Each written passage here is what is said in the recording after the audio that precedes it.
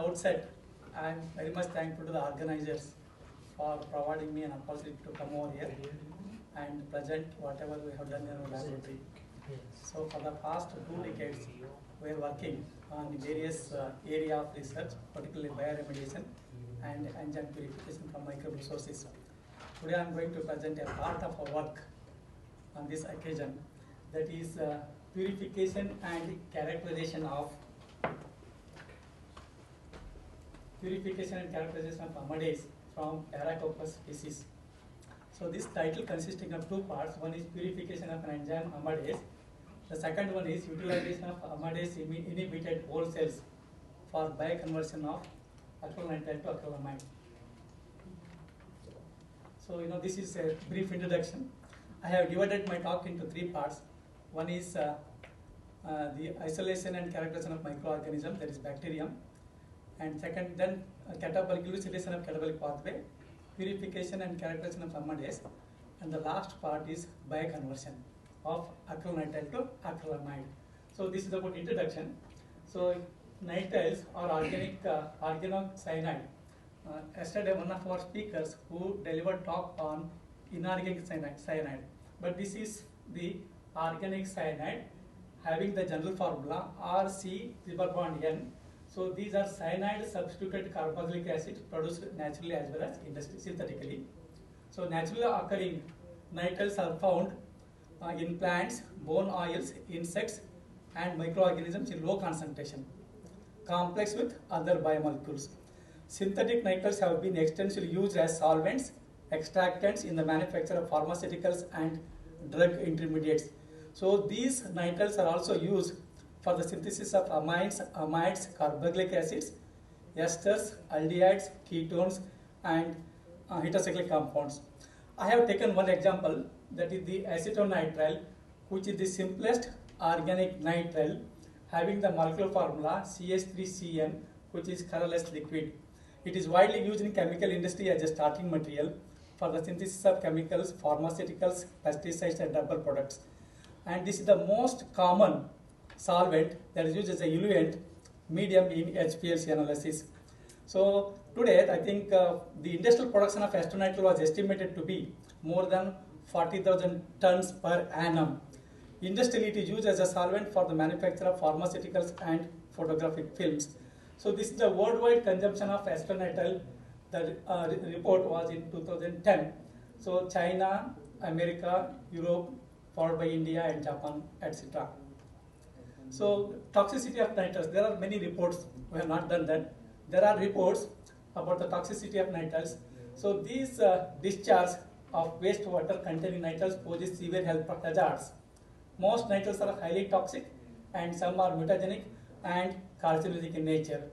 So release of nitriles into water bodies results in letting cyanide, which persists in the soil or surface water, causing severe environmental pollution.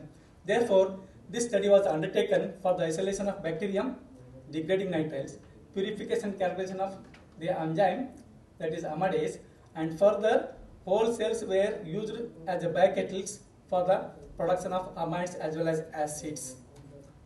So in fact we have isolated the bacterium, and by taking the soil sample from waste samples, and we have supplied the acetonitrile as a sole source of carbon energy, and we have isolated this bacterium by using selective enrichment culture technique. And we have carried out repeated experiments, and the purity of this culture was tested periodically by plating on LB agar plates. So these are some of the morphological characteristics of the strain SKG1. So the morphology is a small rod, it is a gram-negative, and it is motile, and then it is endospores are absent. So this is about the culture characteristics. The physiological characteristics of strain SKG, and it grows to the temperature 30 to 37 degrees centigrade optimally, and the pH is 6.5 to 9. So this is the phylogenetic reconstruction. This is the scanning electron microscopic observation of this strain Paracoccus. And coming to the catabolic pathway for the degradation of nitriles, there are 2 possibilities. One is the first route, the nitrile is catabolized by an enzyme nitrilase, you will get acid RCOH plus release of ammonia. And the second pathway, possible pathway, is the use of nitrile hydratase as well as amidase. RCN is a nitrile converted into amide, RCONS2. With the amidase, you will get acid with the liberation of ammonia. But these pathways mainly depend upon the type of bacterium that utilizes acetonitrile. So this is simple studies on the growth and utilization of acetonitrile. So here what happens now, the maximum growth of the bacterium on acetonitrile was around 48 hours. And this shows the utilization of acetonitrile, increase in pH of the medium, as well as the conversion of acetonitrile to amide as well as ammonia. So this is the GC, gas chromatographic elution profile of the metabolites obtained during the catabolism of acetonitrile by this bacterium. So acetonitrile, that is 5.7716, that is the substrate, and 14.715 acetamide, that is retention time, 19.368, that is acetic acid. So in our case, in this bacterium, so the pathway follows is acetonitrile, nitrile hydratase, acetamide, CH3CONS2. By amidase, you will get acid CH3COH with the liberation of ammonia. And we have identified the enzymes. Nitrilase, the first pathway, that is omitted here. The second pathway is nitrile hydratase with the activity 96 units and amidase 274 units. So based on this, the characterization of acetamide, acetic acid, and these two enzymes, and this pathway follows for the catabolism of acetonitrile. So coming to the purification and characterization of amidase. So amidase are also called as amidohydrolases. So these are the ubiquitous enzymes in the living world. So these hydrolyze amides to the corresponding carboxy acids as well as ammonia. So purification and characterization of amidase will help to solve the problems of, so for example, if you convert acetamide to acetonitrile to acetic acid, there is a formation of acid that is unwanted, acrylic acid, that we don't want. So in order to stop the reaction for the conversion of acetonitrile to acetamide, we did purify the enzyme by using this flow chart. So the flow chart is nothing but we have to prepare the cell lysate by growing the bacterium in the middle salt medium, providing acetonitrile as a sole source of carbon. First ammonium sulfate applied to DAE cellulose, anion exchange, then gel permeation chromatography.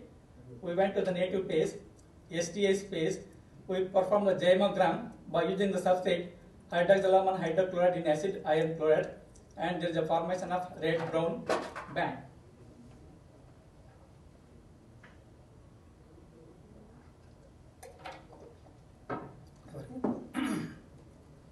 So this shows the purification chart. So these are the steps involved in the purification of amidase by this bacterium: crude enzyme, ammonium sulfate precipitation, ion exchange chromatography, and molecular gel sieve permeation chromatography.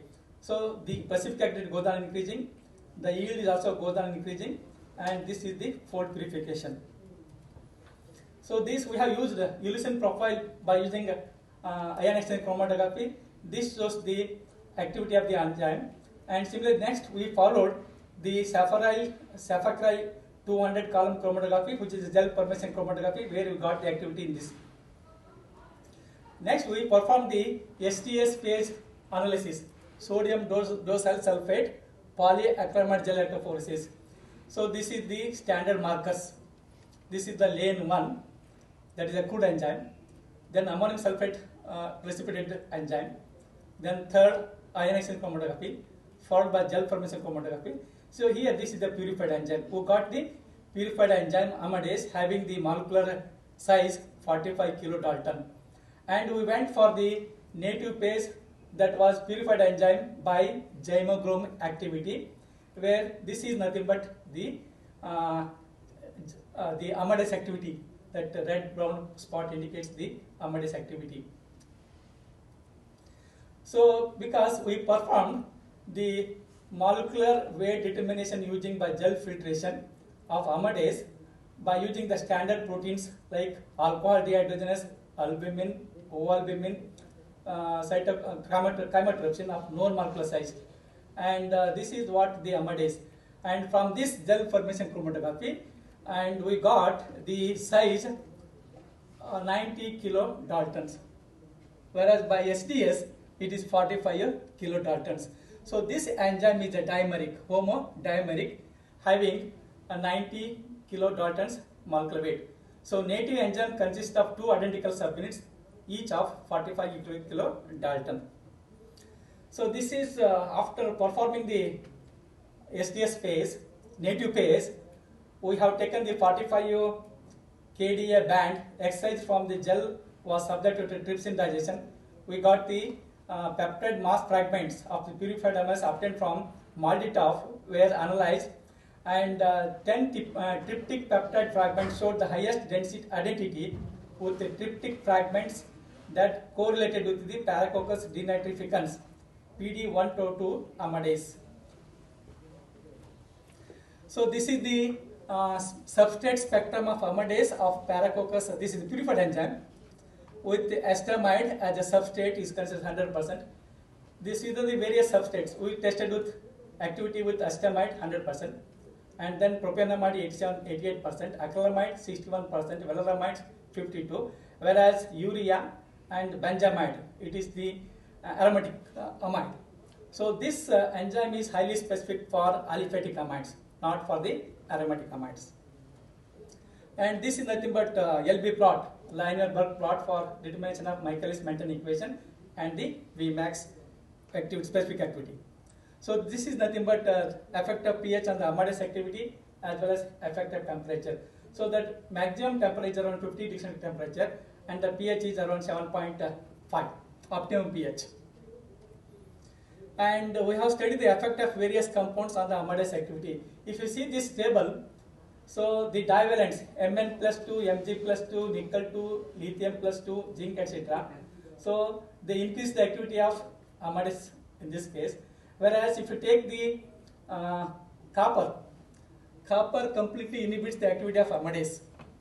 And similarly, there is no effect of Triton, X100 or STS. So this indicates that the amidase, which is completely inhibited by copper ion. So with this, we went for bioconversion of acrylonitrile to acrylamide. This is about the advantages of bioconversion when compared to the chemical conversion. So higher selectivity and does not require protection or deprotection of the functional groups, better stability, operates under mild conditions, greater efficiency and higher product yields. So this is the reaction, biotransformation of nitriles and amides. So this Paracoccus, as I already intimated you, acrylonitrile to acrylamide, there is a accumulation is there, quantitative accumulation. With amidase you will have acrylic acid and then ammonia. So we want to convert acrylonitrile to acrylamide by using the activity of nitrile hydratase and preventing the conversion of acrylamide to acrylic acid by an enzyme amidase. This enzyme has to be blocked by Cu plus 2 instead of using the purified enzyme, because we blocked this conversion to acrylamide to acrylic acid by growing the cells, bacterial cells, Paracoccus on middle salt medium containing the acrylonitrile along with the providing copper ion to the medium, mainly to inactivate the amidase. So this copper amidases are considered to be containing sulfhydryl group, free sulfhydryl proteins, because they are inhibited by heavy metals like copper, mercury and lead. So the possible mechanism of Cu plus inhibition is due to heavy metals such as copper will bind sulfhydryl group, free sulfhydryl group of cysteine residue in the active site of the enzyme, leading to inactivation of enzyme. So we have to inactivate this enzyme amidase by providing Cu plus 2 into the medium where we have a microbial cells. So use of, what are the applications of acrylamide? Because we are looking for the bioconversion of acrylonitrile to acrylamide. So acrylamide is nothing but is an important chemical used as coagulator, soil conditioner and stock additive for treatment of leather and textile industry. Acrylamide can be synthesized both chemically and enzymatically. By using chemical method, one of the drawbacks is there is a formation of byproduct acrylic acid. To avoid the formation of acrylic acid as a byproduct during the conversion of acrylonitrile to acrylamide, so the best method is we have to go for bioconversion method. And microbial acrylonitrile is using whole cells has received much attention because of environmental friendly features. So this is just a protocol for the preparation of Cu+2 treated resting cells of Paracoccus species for use in bioconversion. What we did, we grow the cells in MM1 medium with 1.5% acrylonitrile. Then during the log phase, cells were harvested and washed with 50 millimole phosphate buffer, that is potassium phosphate buffer, PS 7.2, and the cells were pre-incubated with 1 millimole copper sulfate and incubated for 10 minutes at room temperature, and then wash the cells used for biotransformation. So here we have optimized the conditions for the bioconversion of acrylonitrile to acrylamide by using pre-incubated whole cells of Paracoccus species SKG. So we have tested at different ranges. Copper sulfate in terms of millimole 1 to 10, but ultimately optimal condition is 1 millimole. And potassium phosphate buffer pH range 6 to 8.5. The optimum pH is 7.5. Temperature 20 to 40, 30 is optimum. Cell concentration milligrams dry cell weight in terms of dry cell weight per ml 0.5 to 10, and the optimum is 2. Acrylonitrile, which is a substrate for the bioconversion of acrylonitrile to acrylamide, 1 to 6 millimole, but the 1%, 1 to 6%, 4% is optimum. So this is the reaction mixture for the bioconversion of acrylamide. As I already told you, buffer is 50 mole phosphate buffer, pH 7.5 acrylamide. So 4% means 760 millimole. Then catalyst, pre-incubated cells of Paracoccus SKG, that is 2 milligrams per deci dry cell mass per ml, and the total reaction is 100 ml. So this is the HPLC analysis of bioconversion of acrylonitrile to acrylamide. Whole cells without pre-incubation with copper +2, without inhibition of whole cells with copper +2. So here you are getting 3 peaks. So they are acrylamide 2.3, acrylonitrile, which is a substrate 5.7, that is nothing but detention time, acrylic acid 13.5 minutes. So this is the first one. And whole cells pre-incubated with copper +2, where there are only 2 peaks with acrylonitrile, and this is acrylamide. So there is no formation of acrylic acid. So to avoid the formation of acrylic acid during the bioconversion, so we pre-incubate the whole cells with copper +2, and there is a conversion of acrylonitrile to acrylamide without acrylic acid. So this is the time course studies. Concentration of acrylonitrile in millimole, and this is the time in minutes. So this is the bioconversion of acrylonitrile starting from 760 millimole. I told 4% corresponds to 760 millimole of acrylonitrile. So here, so this conversion, and here around 120 minutes. So there is a conversion of acrylamide conversion of that is the accumulation of acrylamide reached to 2.7 grams per 100 ml with 65% conversion. That is 480 millimole conversion takes place. So by this organism, we can achieve up to 65% of bioconversion of acrylonitrile to acrylamide. But industrially it is not viable. Industrially, this much of conversion is not viable. So our main efforts is to optimize the other parameters for enhanced conversion of acrylonitrile to acrylamide. That is under progress. With this, I will conclude my presentation. So we have isolated a bacterial strain that has the ability to degrade aliphatic nitriles. So this bacterium can be used for multi-purpose. So both even acrylamide is also toxic. It has the ability to completely degrade acrylonitrile, acrylamide, acrylic acid, and ultimately ammonia. And this strain has successfully removed 94% of 1.5% acrylonitrile. Amidase from nitrile degrading Paracoccus was purified to homogeneity, and it has been characterized. Further, the use of amidase inhibited whole cells of Paracoccus was exploited as a catalyst for the production of acrylamide. The accumulation of acrylamide reached 27 grams per liter, that is nothing but 65% of conversion of acrylonitrile in 2 hours. I am thankful to my friends like research collaborators, one from Central Hyderabad and other from the National Center for Cell Science, Pune. And my thanks are due to DST, Department of Science and Technology, and Department of Biotechnology, Government of India, for financial support. So with this, I am very much thankful to you all for your patience hearing. If there are any questions, I am happy to inform you, or I am happy to answer your questions.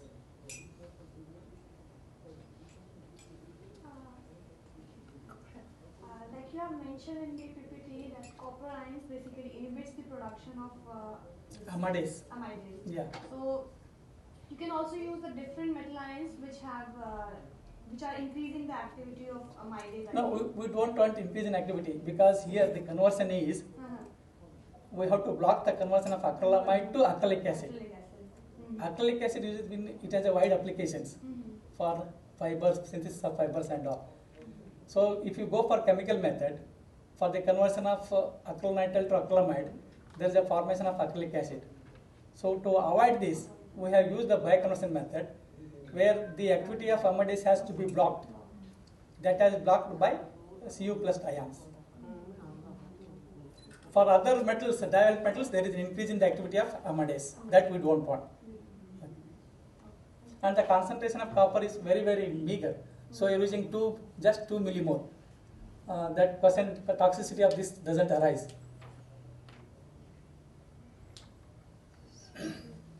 I also have a question. Like, it looks like the enzyme is working quite well in your system already. But do you think there is an advantage of producing the enzyme recombinantly in the future, just directly adding the enzyme in your? So our lab is mainly working on production and applications of useful, industrially important microbial enzymes. Right. We have ligases, that is yesterday lignin degrading enzyme. Right. Along with ligases, manganese peroxidase. So there is a possibility of degrading, that is treated lignin degrading molecules. We have one, and also we have other enzymes like dimethyl formamidase. Right. And dimethyl formamide is one of the important genotypic character. So there is an enzyme which is capable of utilizing this dimethyl formamide to convert into dimethylamine, monomethylamine, etc. Right, right. Sounds good. And also compared to I'm not familiar with the field, but the enzyme you're working on, compared to the other published enzyme, would your activity be higher? Still, because there are reports, around 70-75% reports are already available. But we would like to go for the enhancement of, this is just 65%. We look for at least 90% is viable for the industry purpose. 90% of the bioconversion is most viable for industries. Right, right. And under that direction, we will carry out the experiments. Right. Sounds good. Okay. Thank you. Thank you. Thank you. You have another question? Yeah. While isolating this bacteria, you enrich the medium with specific substrates? Yeah, because what happens now? We have prepared the mineral salt medium. Mineral salt medium. Then that is supplemented with acrylonitrile. Without any energy, it is a minimal medium. There is no yeast extract or peptone. It is purely a mineral salt medium supplemented with acrylonitrile, is the sole source of carbon and the nitrogen. So lacking carbon source, carbon and nitrogen source. So you got this strain showing the best this is because getting culture is very difficult, but by using the organic compounds, particularly xenobite toxic compounds. So there is no possibility of contamination at all. Okay, we got this culture, Paracoccus denitrificans, and the complete genomic studies has been already studied. That has been published in Journal of Bacteriology. The complete genomic sequence of this bacterium has been already published by us in Journal of Bacteriology. I see. Sounds good. Thank you. Thank you. Any other question? If not, Thank you Okay, very thank you, much. thank you, thank you.